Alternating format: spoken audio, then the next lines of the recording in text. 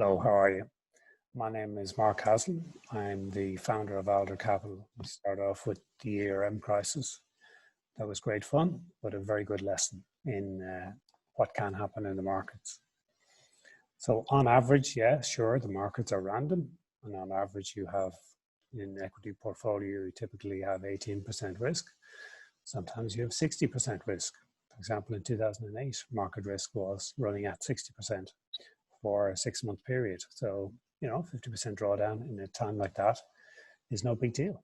It's not even a standard deviation.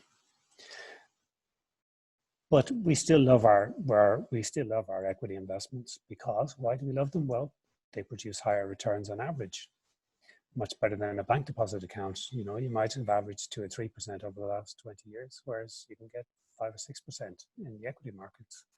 So ideally, we want that 5 or 6%. But we don't want the ups and downs that come. We'd prefer it to pay like a bank deposit account so we can be sure every year we get the same amount. Well, you're not going to get there perfectly, but with some crisis alpha in your portfolio, you can transfer some of your returns from the good times to the bad times. So as you get closer to this bank deposit ideal scenario. So how does crisis alpha work? Well, if you think of a scenario where there's a fire in the building, everybody's going to run out the door. And so everyone is going to be running in the same direction at the same time. That creates opportunities.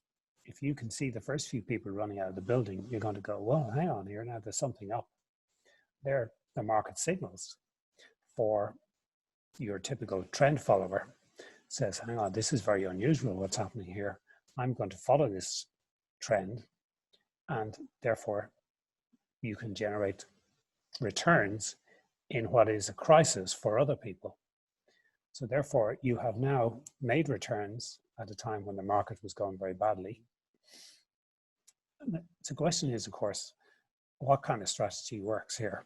So for example, if you had an equity strategy that was always short, would that work? Because it would generate you good returns when there's a crisis. The only problem with that strategy is that on average equities make money. So on average that strategy would lose money. So what you need is a strategy that on average is flat or hopefully positive, but can generate returns during a crisis. And that's where we believe that currency funds can do exactly that. The other thing that I'd like to talk about is the risk that the market runs. On average, your equity risk runs typically 18% per annum. However, it goes through periods of very high risk and periods of very low risk.